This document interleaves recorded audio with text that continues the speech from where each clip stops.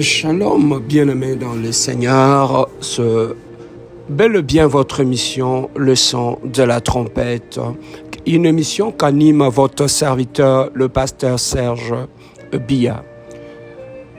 Bien-aimés dans le Seigneur, aujourd'hui nous voulons essayer de partager ensemble pour comprendre pourquoi malgré toute cette prédication, malgré tout ce message, les exhortations, les années que nous avions passées dans l'Église, mais nous avons un problème, et notre problème se situe au niveau du pardon. Pourquoi certains chrétiens ne pardonnent pas ou ont du mal à pardonner? Tout d'abord, nous devons comprendre que le pardon, c'est une réaction que la Bible nous recommande face au mal que nous avons subi, face à l'humiliation, à la honte, face au préjudice que nous avons subi, que ce soit dans nos vies, que ce soit dans nos familles, que ce soit dans nos mariages, que ce soit dans notre église, que ce soit dans nos lieux de travail. Mais bien aimés dans le Seigneur, nous sommes d'abord enfants de Dieu. La Bible nous dit, à ceux qui ont cru en lui, il leur a donné le pouvoir de devenir enfants de Dieu, qui sont nés ni selon la chair, le sang et la chair, mais selon l'esprit. Bien-aimés, lorsque nous devenons enfants de Dieu, la Bible nous dit un élément qui est aussi important. Il dit, voici, toutes choses anciennes sont passées et toutes choses sont devenues nouvelles. En devenant un enfant de Dieu, tout en nous doit être renouvelé. Que ce soit notre intelligence, notre langage, notre caractère, la façon que nous prenons des décisions. Nous le prenons non pas comme lorsque nous étions dans le monde, mais nous le prenons maintenant comme enfants de Dieu. Nous avons le Saint-Esprit. La Bible dit, lorsque le Saint-Esprit viendra, il vous enseignera sur toutes choses. C'est que le Saint-Esprit bien-aimé en nous, n'est pas là seulement pour nous aider à parler en langue ou développer les dons spirituels, mais le Saint-Esprit doit aussi nous aider dans notre façon de prendre des décisions et dans nos réactions. Bien-aimé dans le Seigneur, Dieu a tout prévu. Il sait que nous sommes enfants de Dieu. Il nous a appelés hors du monde. Mais tout autour de nous, celui qui s'est dit enfant de Dieu est appelé à marcher avec Dieu et à marcher avec les hommes. C'est le Dieu qui est parfait, qui ne commet pas d'erreur. Mais les humains qui nous accompagnent dans notre destinée, dans notre parcours, ce sont des hommes et des femmes faillibles. Certains d'entre eux, nous ne venons pas du même milieu, nous n'avons pas reçu la même éducation. Certains, nous n'avons pas le même niveau spirituel. Les autres sont encore bébés spirituels. Les autres ont atteint la maturité. Donc, bien aimé, dans nos relations, nous serons aussi confrontés à des blessures, à des chocs, à des incompréhensions. Mais qu'est-ce que Dieu a prévu dans sa parole? Par rapport à nous en tant qu'enfants de Dieu, quelle réaction devons-nous adopter face aux chocs, face aux déceptions, face aux blessures par rapport aux gens qui sont tout autour de nous? Dans le livre de Matthieu, chapitre 18, verset 15, la Bible nous dit ceci. Si ton frère a commis un péché contre toi, va lui faire de reproches celle à celle. S'il t'écoute, tu gagneras ton frère. Dans Éphésiens chapitre 4, verset 32, écoute ce que la Bible nous dit. Soyez entre vous pleins de générosité, de tendresse. Pardonnez-vous les uns aux autres, comme Dieu vous a pardonné dans le Christ. Dans le livre de Matthieu, chapitre 6, verset 14 à 15, la Bible nous dit, car si vous pardonnez aux hommes leurs fautes, votre Père Céleste vous pardonnera aussi. Mais si vous ne pardonnez pas aux hommes, votre Père non plus ne pardonnera pas vos fautes. Et enfin, dans Matthieu chapitre 18, versets 21 à 22, la Bible nous dit, alors Pierre s'approcha de Jésus pour lui demander, Seigneur, lorsque mon frère commettra des fautes contre moi, combien de fois dois-je lui pardonner? Jusqu'à 7 fois. Jésus lui répondit, je ne te dis pas jusqu'à 7 fois, mais jusqu'à 77 fois 7. Bien-aimés dans le Seigneur, nous comprenons au travers de ces Écritures quelle est la pensée de Dieu par rapport à notre réaction en tant qu'enfant de Dieu lorsque nous sommes choqués, déçus, blessés par une tierce personne. Le blessé peut venir de proches comme le blessé peut venir des gens qui sont loin. Mais est-ce que ce Dieu-là qui nous a demandé de pardonner, ne sait-il pas qu'une blessure fait mal? Une blessure fait saigner. Ne sait pas qu'une blessure détruit l'âme de l'homme. Il ne sait pas qu'une blessure, une déception, un choc fait mal. Dieu le sait très bien. Parce que c'est lui qui a créé l'humain et il connaît le cœur de l'homme. Voilà pourquoi Dieu nous demande de pardonner. Mais pourquoi Dieu nous demande de pardonner? Parce que la Bible nous dit, à moi la vengeance, à moi la rétribution. Celui qui nous venge, celui qui rétribue à ceux qui nous font du mal, ce n'est pas nous, c'est notre Dieu. Ce n'est pas à l'homme de se venger seul, mais c'est à son Dieu de le venger. Voilà pourquoi notre part, lorsqu'on fait face à un problème, c'est d'accorder le pardon et de laisser à Dieu de faire le reste du travail. Mais pourquoi beaucoup de gens ont du mal à laisser à Dieu le rôle de se venger? C'est parce que ces gens-là, soit ils n'ont jamais connu Dieu, soit ils n'ont jamais donné leur vie à Dieu, soit ils sont ignorants de la parole de Dieu, ou soit ils ont un problème au niveau de leur âme. Bien-aimés dans le Seigneur, Dieu, en créant l'humain, Dieu, dans sa parole, a dit, en réalité, dans l'homme, il y a l'esprit. L'homme est un esprit, possédant une âme et vivant dans un corps. Bien-aimé, le pardon que Dieu nous demande d'accorder à ceux qui nous font du mal ne vient pas d'ailleurs, ne vient pas de la tête, ne vient pas d'ailleurs, mais le pardon vient du cœur. Le vrai pardon, ça vient du cœur. Mais pourquoi beaucoup de chrétiens ne pardonnent pas?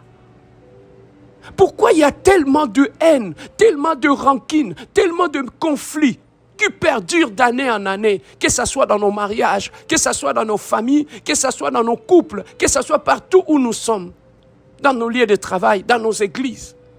Mais bien aimés dans le Seigneur, parmi les causes qui fait que beaucoup de gens ne pardonnent pas, et que dans l'homme bien aimé dans le Seigneur, il y a ce que nous appelons l'âme.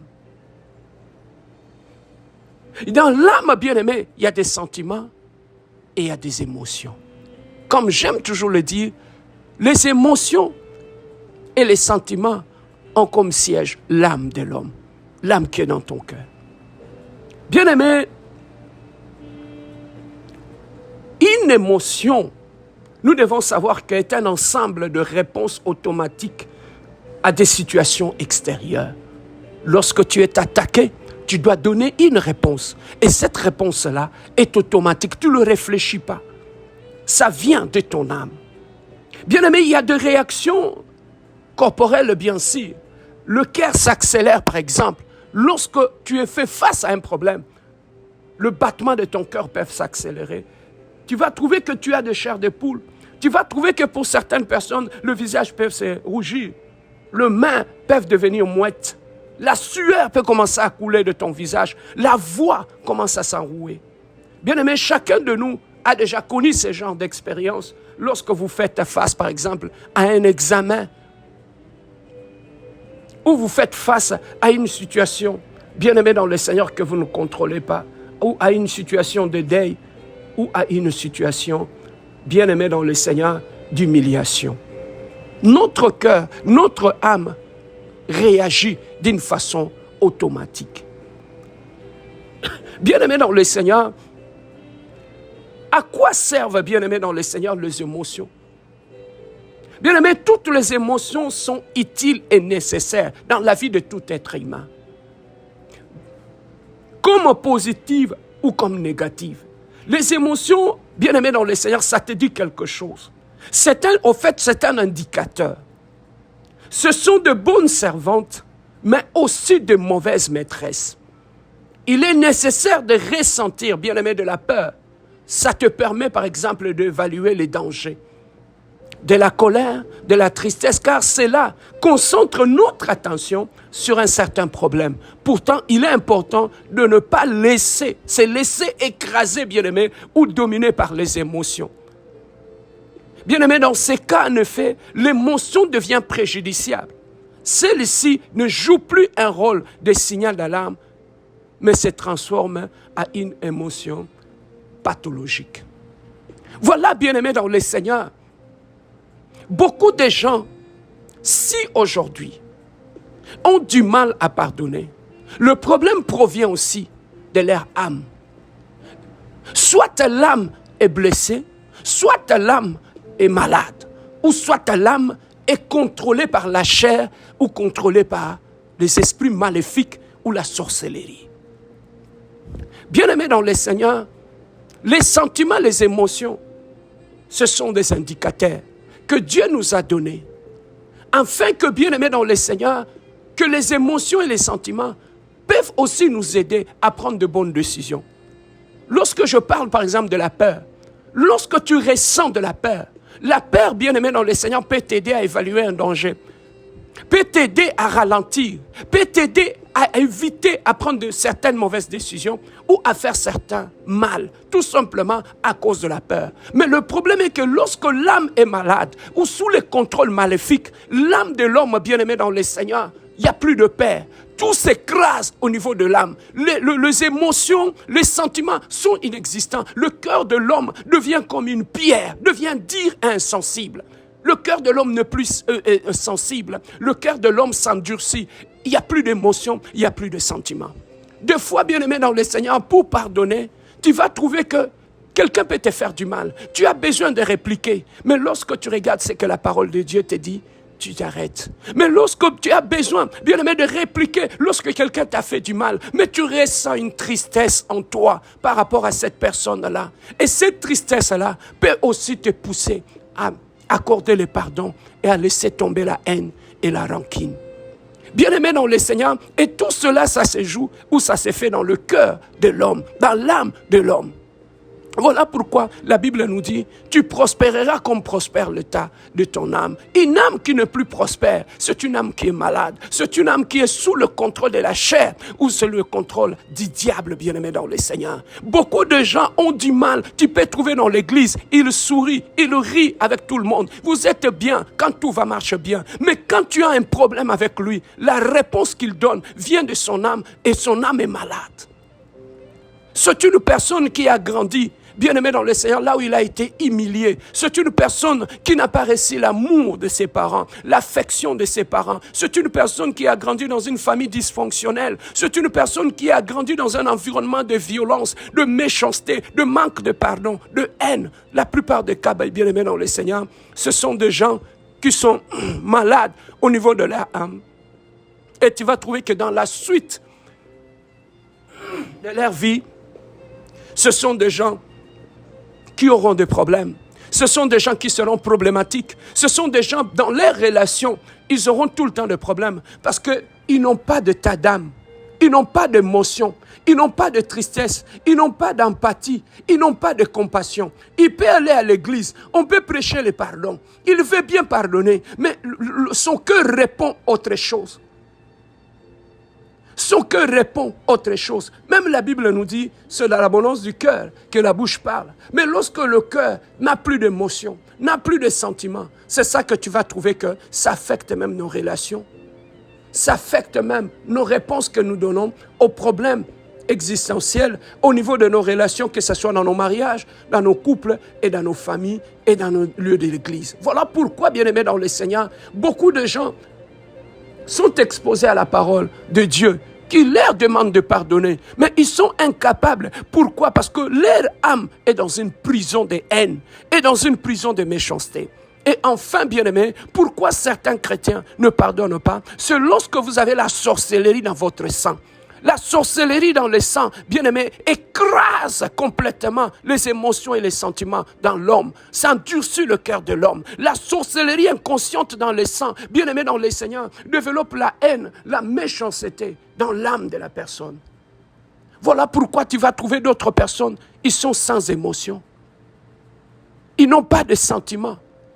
Ils peuvent te haïr et être en paix avec ça. Ils sont devenus au fait comme des serpents. Il vit avec le venin en lui. Mais il est en paix. Ce sont des gens qui ont un sang-froid. Ce sont des gens qui n'ont pas d'empathie. Ce sont des gens qui n'ont pas de sensation. Ce sont des gens qui n'ont pas de compassion. Et ces gens-là, cette catégorie des gens, sont très mortuels. Cette catégorie des gens sont très dangereuses par rapport aux relations. Vous pouvez bâtir une relation, mais quand vous êtes bloqué face à un problème ou à une incompréhension, c'est la catégorie des gens qui peuvent prendre une mauvaise décision. Et sans se retenir, ils peuvent détruire le mariage, ils peuvent détruire toute une famille, ils peuvent détruire l'église, ils peuvent tout détruire. Parce que ce sont des gens qui n'ont plus d'émotions, qui n'ont plus de sentiments, qui n'ont plus de ressenti. Ce sont des gens qui fonctionnent comme des animaux. Ils peuvent tout détruire, ils peuvent tout écraser. Bien aimé, pourquoi? Parce que ces gens-là sont malades au niveau de leur âme. Voilà pourquoi, mon frère, ma soeur, lorsque tu te retrouves dans de pareilles situations, cherche la face de Dieu. Cherche ta délivrance. Tourne-toi vers Dieu. Reconnais ton problème et demande à Dieu de te pardonner. Lorsque tu sens que tout le verset biblique que je viens de citer ici, tu as du mal à les appliquer dans ta vie. Lorsque tu as du mal à accorder les pardons, lorsque tu dors avec la haine, tu te réveilles avec la haine, tu as toujours de paroles méchantes en toi, cherche la délivrance. Dans d'autres cas, bien-aimés, de personnes qui ne pardonnent pas, c'est souvent aussi de personnes qui sont dans la sorcellerie inconsciente. Il a hérité dans son sang la sorcellerie de la maison de son père, la sorcellerie de la maison de sa mère, et c'est cette sorcellerie-là qui a endurci son cœur. Ils peuvent être dans son mariage, ils peuvent aimer son mari ou sa femme, mais lui exclure complètement le pardon dans sa relation. Aucune relation sur cette terre des hommes ne peut subsister sans le pardon. Pourquoi? Parce que l'homme, d'une façon ou d'une autre, sont faillibles. Mais là où il y a la sorcellerie, l'homme développe la dureté de cœur. L'homme perd le sens des sentiments et des émotions. L'homme, bien-aimé, n'a plus d'émotions, n'a plus de sentiments. La parole de Dieu ne lui dit plus rien. Cette personne, dans sa bouche, il n'y aura que de paroles méchantes. Cette personne va faire des fixations sur des personnes. Cette personne, tout ce qui va lui intéresser, c'est de toujours parler en mal des gens. Pourquoi? Parce que c'est de l'abondance du cœur que la bouche parle. Si tu t'es retrouvé dans cette exhortation, mon frère, ma soeur, de la même façon, quand tu es malade, tu vas à l'hôpital, trouver la guérison. Bien-aimé dans le Seigneur, l'âme de l'homme peut être aussi malade.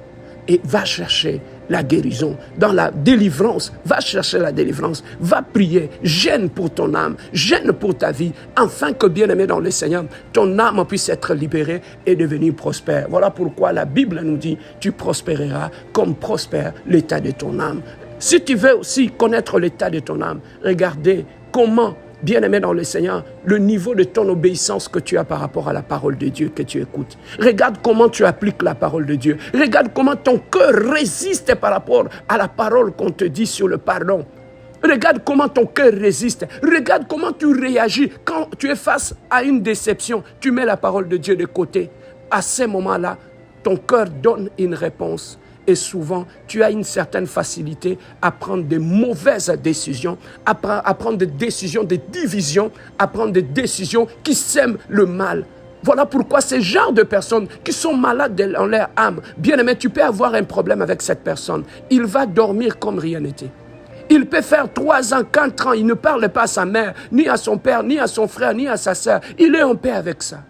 Il peut être dans l'église, il ne salue personne, il n'accorde la parole pas à son frère, à sa sœur dans l'église. Il est en paix, il est à l'aise avec ça, ça ne le dérange pas. Pourquoi? Parce qu'au niveau de son âme, il n'y a plus d'émotion, il n'y a plus de sentiments, parce que tout est détruit, tout est détruit. Alors mon frère, ma sœur, cherche la délivrance pour ne pas plus faire du mal à ton mari, à ta femme, à tes frères, à tes sœurs, à tes frères à l'église, à ta belle famille. Cherche, bien-aimé, ta délivrance. au niveau de l'âme. Voilà pourquoi des personnes qui ont ce problème au niveau de l'âme, ils ne sont pas affectifs. Ils ne peuvent plus dire je t'aime, ils ne peuvent plus donner l'affection aux gens qui l'aiment. Pourquoi? Parce que son cœur est malade.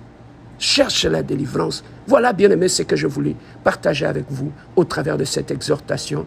Que Dieu vous bénisse, bien-aimés dans le Seigneur. C'était votre serviteur, le pasteur Serge Biya de l'Église La Compassion Divine SCD de Montréal. Que Dieu vous bénisse.